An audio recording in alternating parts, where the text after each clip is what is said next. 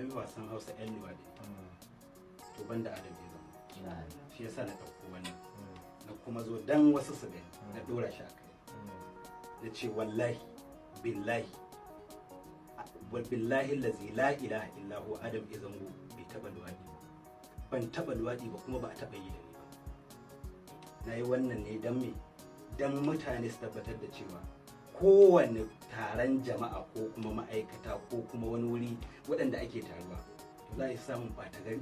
za a iya samun nan. Wallahi Adam Zango ba sai ka fito ka rantse ba na tabbatar kuma zan dafa Qur'ani cewar Adam Zango ba a cin ka ta kashi ba a neman ka ta kashi amma barin kai duk ɗan shagiyar da zai fito ya kalubalance ni ko ya zo ya gaya min ai na riga na yi magana ta tun fulani easy na ce ba lauyoyi ba kuma banka da ta kashi za a yi abu da ta kashi online shine har kuke wani mure-mure a kai na idan an yi zuciya da wannan ɗauki ɗaiɗai ɗin da kuke yi wa kanku da kuka ki gane komai da komai ku dawo cikin hayyacin ku bar garin mana ko ku daina ko dole ne sai an ci ta kashin dole ne sai an yi ta kashi wallahi duk wanda ya raga min a tsawanyar uwar shi ni da ku duk wanda ya ɗaga wani kafa Allah ya tsine ma uwarsa albarka shege ka fasa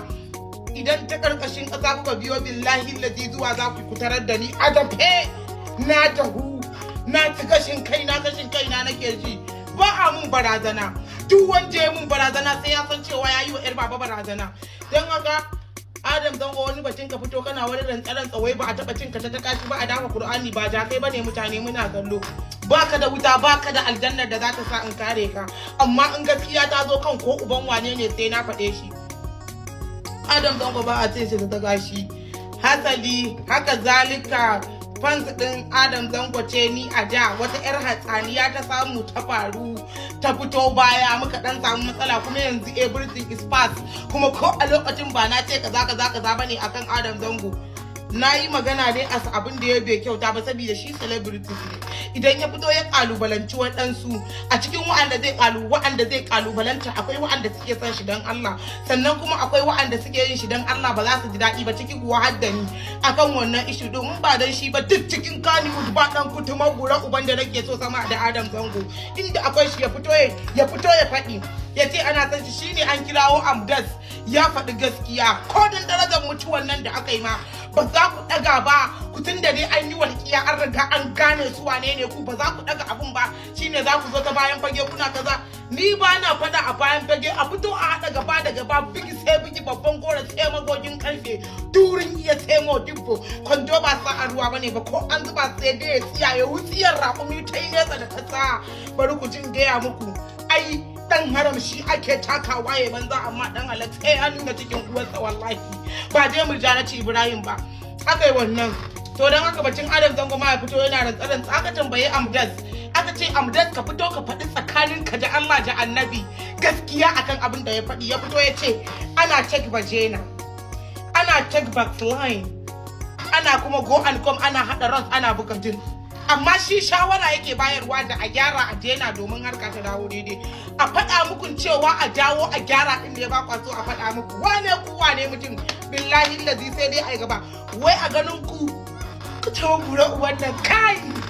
ku kananin yara ku a ganin ku wai har ku ne za ku haɗa meeting point a cikin ku Murja ba ta da mutane a cikin ku asuwa kare da wakan gara dan Allah dan Annabi ai ko karamar karuwa ce ni billahi allazi ne muku nisan da baku isa ku yi mutum a cikin ya ku kuna yin hukunci ko kuna faɗan abu ba tare da na sani ba dan haka ku canja kalami kai bari in gaya muku karshe za ku iya ware ta ma kuku uku ku yi mutum a cikin kuku ukun da ni a ciki ba tare da kun sani ba dan iska kawali har ya tsaya a ciki ya sani sai kuma wani ta ce ku ba za ta shiga ciki ba ta sani ku a zuwa kare da wakan gara an fada wucike